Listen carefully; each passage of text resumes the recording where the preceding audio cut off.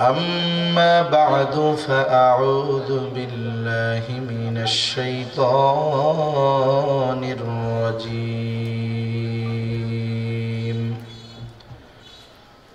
بسم الله الرحمن الرحيم.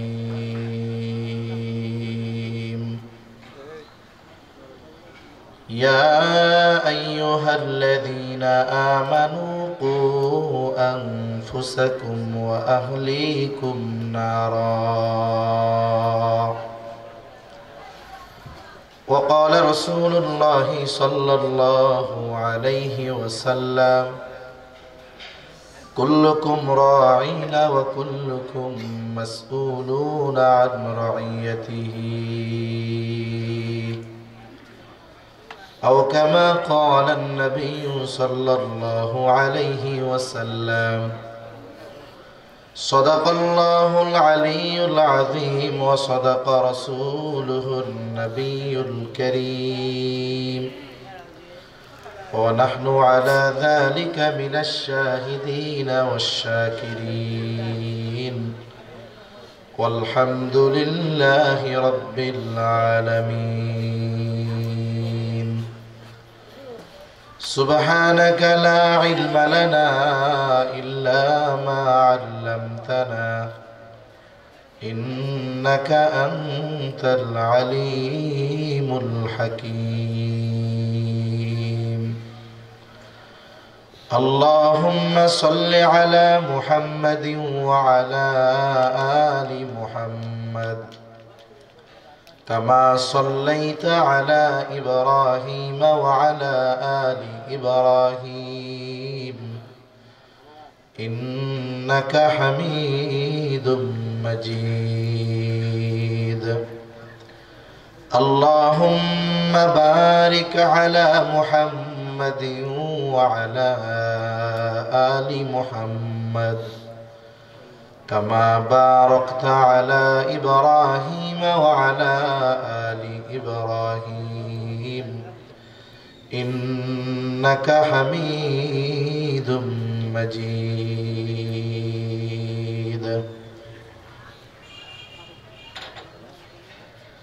الحمد لله। ঐতিহ্যবাহী ময়মনসিংহ জেলার অন্তর্গত ভালুকা থানাধীন তামরিনুল কোরআন আব্দুল হাই ইন্টারন্যাশনাল হিফজ মাদ্রাসা ও মসজিদ, অত্র হিফজ মাদ্রাসার হাফেজ ছাত্রদের দস্তরবন্দি ও ইসলামী কিন্ডারগার্টেনের শুভ উদ্বোধন উপলক্ষে পঞ্চম বার্ষিক ওয়াজ ও দোয়ার মাহফিল। আজকের এই ওয়াজ ও দোয়ার মাহফিলের সম্মানিত শ্রদ্ধেয় সভাপতি শেখুল হাদিস আল্লামা মুফতি আব্দুল মাজিদ সাহেব দামাত বরকাতুহুমুল আলিয়া, সহ সভাপতি, প্রধান অতিথি, বিশেষ অতিথিবৃন্দ সহ সম্মানিত শ্রদ্ধেয় উলামায়ে কেরাম, সামনে উপস্থিত মুরব্বিয়ানে কেরাম, সমবয়সী যুবক বন্ধু, স্নেহের ছোট ভাই, মাইকের আওয়াজ যত দূরে যায় পর্দার অন্তরালে অবস্থানরতা সম্মানিতা শ্রদ্ধা মা ও বোন, আল্লাহ রব্বুল আলামিনের দরবারে অগণিত শুকর যে মহান মালিক হায়াতে বরকত দিয়ে সুস্থ রেখে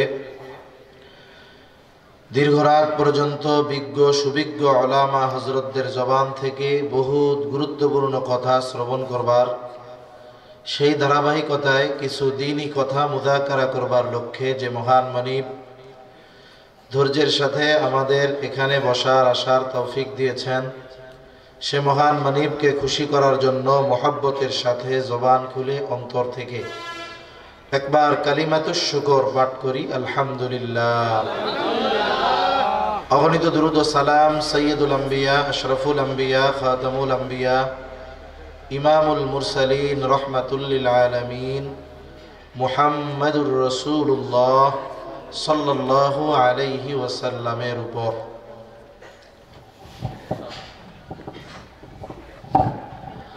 সম্মানিত উপস্থিতি, রাত অনেক।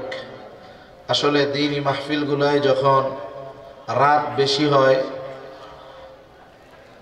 নামাজিদের বেশি চিন্তা, বেনামাজিদের কোনো চিন্তা নাই। আবার একটা সময় সারা রাত মাহফিল হইতো, এটা আর একটা বিষয়। কিন্তু মানুষ কম্বল খেতা নিয়ে এসে মাঠের মধ্যে ঘুমাইতো। ফজরের নামাজ তো কাজা হইতোই না, ওই মাহফিলগুলায় তাহাজ্জুদের সময় উঠাই দেওয়া হইতো, তাহাজ্জুদ হইতো, জিকির আজকার হইতো, রোনাজারি হইতো, ফজর পড়া দোয়া করে মানুষ বাড়ি যেত। সেজন্য যেহেতু পুরা রাত্রির মাহফিল না, এজন্য মাহফিল বেশি রাত পর্যন্ত না করাই উচিত। সর্বপ্রথম আমি আপনাদের একটু বলে দেই, 11টা বাজে, আমি চেষ্টা করব 12টার মধ্যে কথা ইনশাআল্লাহ শেষ করে দেওয়ার। আল্লাহ তাআলা তৌফিক দান করেন। তা আমি যে আলোচনা করবার উদ্দেশ্যে কোরআনুল কারীমের একটা আয়াতের অংশ ও রাসূল আকরাম সাল্লাল্লাহু আলাইহি ওয়াসাল্লামের একটা হাদিসের অংশ আপনাদের খেদমতে পাঠ করেছি। আমার ইচ্ছা যেই কথাগুলো বলার, যে বিভিন্ন জায়গায় সফরে যাওয়ার কারণে অনেক সময় অনেক মানুষ, শুধু আমাদের কাছে না, উলামায়ে কেরামের কাছে এসেও অনেক সময় এই কথাগুলো বলে, আফসোস করে, বলে হুজুর জীবনের সর্বস্ব ব্যয় করে 3টা ছেলেকে মানুষ বানাইছি। মানুষ বানানো বলতে উনি কি বুঝতেছে? অনেক বড় ডাক্তার, ইঞ্জিনিয়ার, বিদেশে লেখাপড়া করার জন্য পাঠাইছে। বলে হুজুর ছেলেরা সবাই প্রতিষ্ঠিত, কেউ ইউরোপের নাগরিক, কেউ আমেরিকার নাগরিক, সম্পদের অভাব নাই, টাকা পয়সার অভাব নাই। হুজুর যাদের জন্য সব কিছু ব্যয় করলাম, জীবনের পড়ন্ত বেলায় এসে তাদের 5তলা 10তলা বাড়ি, এই 5-10 তলা বাড়িতে তো আমার জায়গাই হয় না, বলে বাড়ির গাছতলায়ও আমার থাকতে দেয় না, ওষুধ কেনার টাকা নাই, ভাঙ্গা ঘরের মধ্যে পড়ে আছি। হুজুর একটু পিতামাতার হকের ব্যাপারে আলোচনা করেন। অনেক জায়গায় এইরকম অবস্থার মুখোমুখি আমি হয়েছি আর কি। তো তখন আমার ওনাকে জিজ্ঞাসা করতে মন চাইছিল, আসলে আপনি সন্তানদেরকে আপনার ভাষায় মানুষ বানানোর চেষ্টা করেছেন, তার মানে আপনি জাগতিক লাইনে সম্পদ উপার্জনের মেশিন বানানোর চেষ্টা করেছেন, কিন্তু সন্তানদেরকে মুসলমান বানানোর জন্য মেহনত করেন নাই, ঠিক কিনা বলেন? যদি আপনি তাদেরকে মুসলিম বানানোর জন্য একটু মেহনত করতেন, আজকে এই জীবনের পড়ন্ত বেলায় সম্পদওয়ালা সন্তানদের বোঝা আপনাকে হতে হতো না। কয়েকদিন আগে এক জায়গায়, এক গ্রামের মধ্যে গেছি,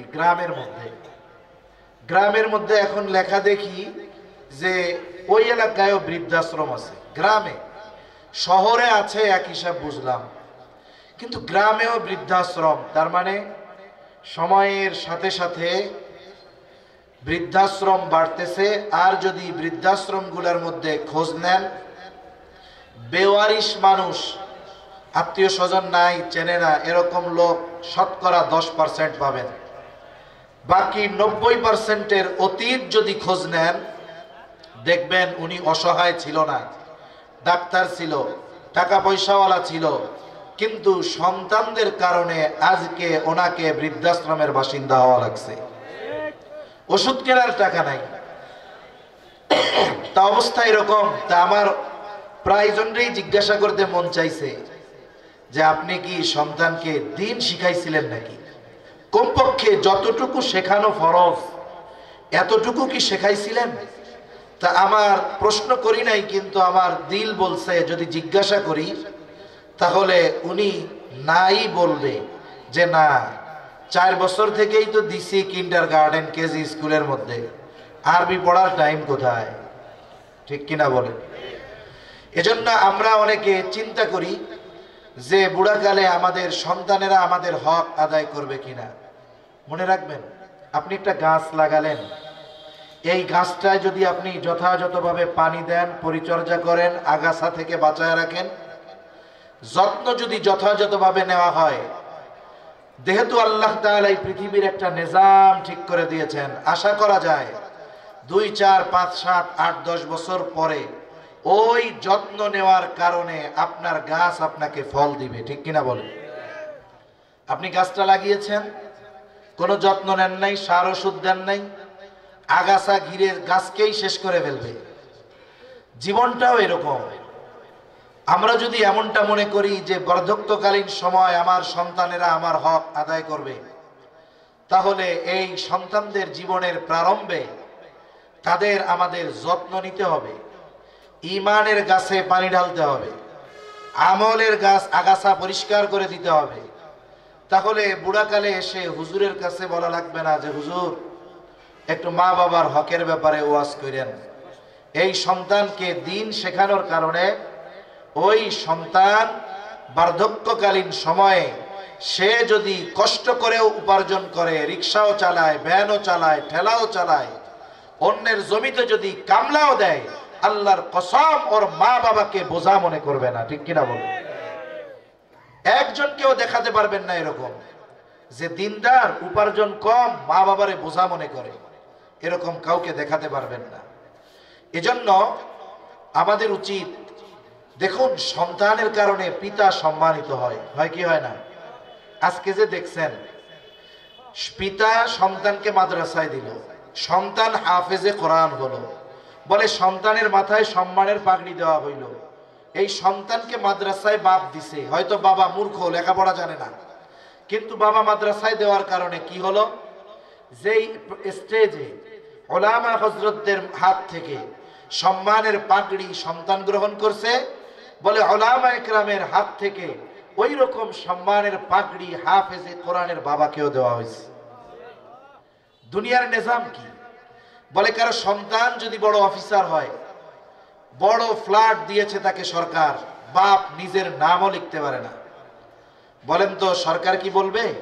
যে তুমি তো বিসিএস ক্যাডার, কিন্তু তোমার আব্বা তো নিজের নামও লিখতে পারে না, খবরদার এই ফ্ল্যাটে কিন্তু তোমার আব্বারে উঠাবা না, এরকম বলার সুযোগ আছে? বরং ওই মূর্খ লোকটা যদি ছেলের অফিসে যায়, ছেলে যখন ঢুকবে গার্ডকে বলবে এটা আমার বাপ, দেখা মাত্রই দাঁড়ায় যাবে, একের পর এক অফিসারদের পরিচয় করায় দিবে আমার বাপ, সম্মান করবে, সালাম দিবে, মর্যাদা দেখাবে, রেসপেক্ট দেখাবে।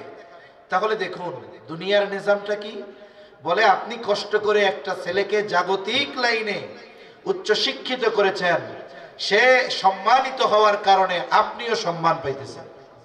আবার কি আপনি ভালো মানুষ, দিনদার মানুষ, কিন্তু আপনার সন্তান বদদিন, 15টা মামলা বালুকা থানায়, কোর্ট থেকে 17টা ওয়ারেন্ট হয়ে গেছে, পুলিশ প্রতিদিন আপনার বাড়িতে আসে, জানে আপনি সম্মানিত মানুষ, আইসা একদিনও খুঁজা পায় না। এরপরে কি করবে? এক সময় বিরক্ত হয়ে আপনার সাথে খারাপ আচরণ করবে। কি ভাষা ব্যবহার করে এটা বলা যায় না, এত অশ্লীল শব্দ ব্যবহার করবে। এমন কি সন্তানরে না পাইয়া পিটাইতে পিটাইতে ওই বাপরে নিয়ে থানার লকারে ভরে রাখবে। রাখে কি রাখে না? তাহলে খারাপ সন্তানের কারণে সম্মানিত পিতা দুনিয়া অপমানিত হয়, এটা দুনিয়ার নিজাম। বলে আখেরাতেও তো এরকম হবে। হাফেজের বাপ বলে ওরা আমল কম, গুনাহ কম।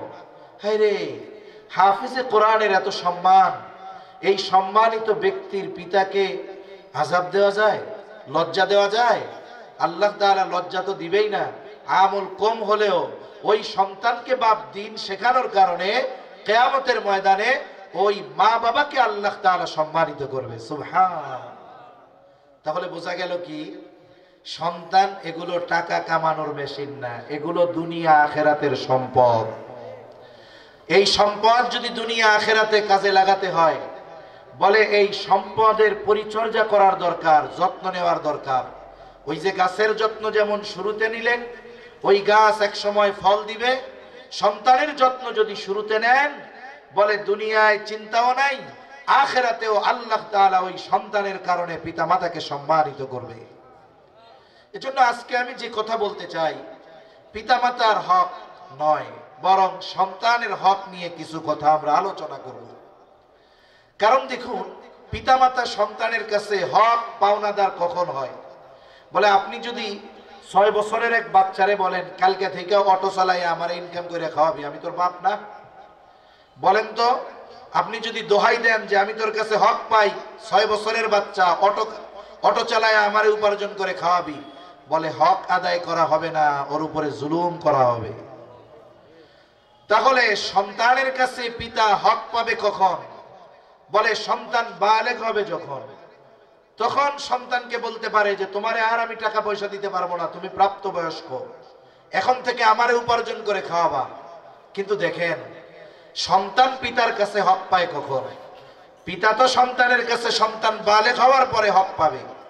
বলে পিতার কাছে সন্তান হক পায় সন্তান দুনিয়ায় আসার অনেক আগে।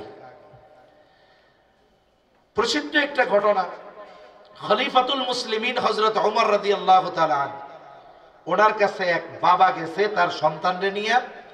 সন্তানের ব্যাপারে অভিযোগ যে আমার সন্তান আমার হক আদায় করে না, একটু বিচার করে দেন। হযরত ওমর রাদিয়াল্লাহু তাআলা আনহু ছেলেটাকে ধরে বলতেছে, এই কি ব্যাপার, তুমি তোমার বাবার হক আদায় করো না কেন? এইবার ছেলেটা খলিফাতুল মুসলিমিনকে বলে, খলিফাতুল মুসলিমিন, আমার একটা বিষয় জানার আছে, এরপরে কথা বলবো। বলে হক কি শুধু পিতা মাতাই সন্তানের কাছে পায়? সন্তান কি পিতা মাতার কাছে কোনো হক পায় না? হযরত ওমর রাদিয়াল্লাহু তাআলা আনহু মৌলিক কয়েকটা হকের কথা বলেছেন। বলে এক নম্বরে বলেন, প্রত্যেকটা সন্তানের তার পিতার কাছে প্রধান এবং প্রথম হক একটা দিনদার মা। বুঝে থাকলে জবাব দেন, সন্তান দুনিয়ায় আগে আসে না সন্তানের মা আগে হয়?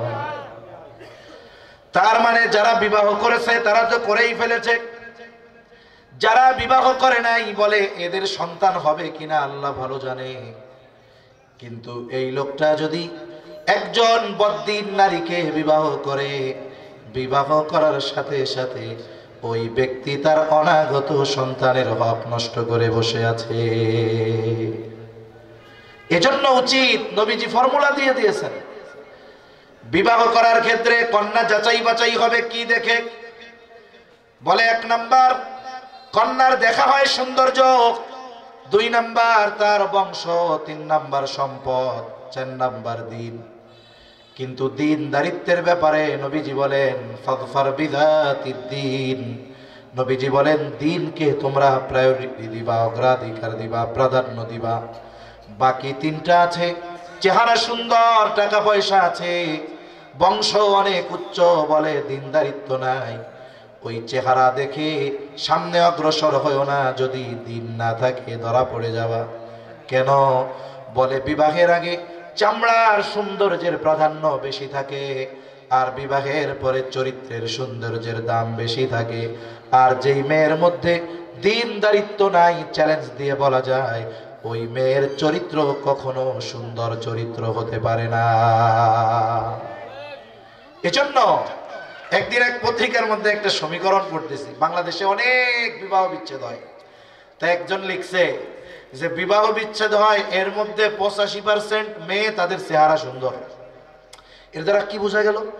মানে ওর চেহারার বড়াই ও করে, ওর চরিত্র না থাকলেও ও চেহারার বড়াই করে বিয়ার পরে। কিন্তু বিবাহের পরে একটা মেয়ের চামড়ার সৌন্দর্যের চাইতে চরিত্রের সৌন্দর্যের কদর মূল্যায়ন বেশি হয়। এজন্য একটা প্রবাদ আছে না, কয় জাতের মেয়ে কালো ভালো, নদীর পানি ঘোলাও ভালো। এই জন্য আমাদের উচিত সন্তানদের বা আত্মীয় স্বজনের বিবাহ দেওয়ার ক্ষেত্রে মেয়ের দিনদারিত্বকে প্রাধান্য দেওয়া। নবীজি বলেন দিনদারিত্বকে প্রাধান্য দাও, তা না হলে তোমাদের হাত ধুলায় মলিন হোক। এর মানে বোঝা গেল, কোন পিতা যদি দিনহীন কোন নারীকে বিবাহ করে, বলে সে সন্তান আসার আগেই সন্তানের হক নষ্ট করে বসে আছে। যদি দিন থাকে, বাকি 3টা যদি থাকে, তাহলে ভালোর উপরে ভালো। দেখুন, যদি এমনটা হয় যে একটা দিনদার মেয়ের সাথে বিবাহ হয়েই গেছে কিন্তু চেহারাটা অনেক ভালো না, অনেক টাকা পয়সা নাই, আরে একটু সবর করেন না, দেখা যাবে এই মেয়ের দিনদারিত্বের কারণে আল্লাহ সুবহানাহু ওয়া তাআলা ওই মেয়ের গর্ভে এমন সন্তান আল্লাহ দান করবে যেই সন্তান পিতা মাতার চক্ষু হৃদয় শীতলকরণের কারণ হবে। ঠিক কিনা বলেন? সেজন্য সন্তানের 1 নম্বর হক, বলে একজন দিনদার মা। বিবাহ সম্পাদন হয়ে গেল, এরপরে যখন একটা কন্যা, একটা নারীর গর্ভে একজন সন্তান আসবে, বলে এই সময়টাতে একজন নারীর অনেক কিছু করণীয় আছে। আমার আগে হযরত খুবই গুরুত্বপূর্ণ কথা, সুন্দর একটা হাদিসের গল্পের মাধ্যমে বলেছেন। এইখানে কি বোঝা গেছে? দেখুন, সন্তান দিনদার হওয়ার ক্ষেত্রে, মুত্তাকি পরহেজগার হওয়ার ক্ষেত্রে বাবার চাইতে মায়ের ভূমিকা সবচাইতে বেশি থাকে। ঘটনাটা শুনছেন না আপনারা? এর দ্বারা মূল কথা কি? যে নারীদের সন্তান গঠনের ক্ষেত্রে তাদের ভূমিকা বেশি থাকে, যদিও তারা টাকা পয়সা ইনকাম করে না, ঘরে পোলাপান নিয়ে থাকে, কিন্তু প্রভাব সবচাইতে বেশি সন্তানের উপরে।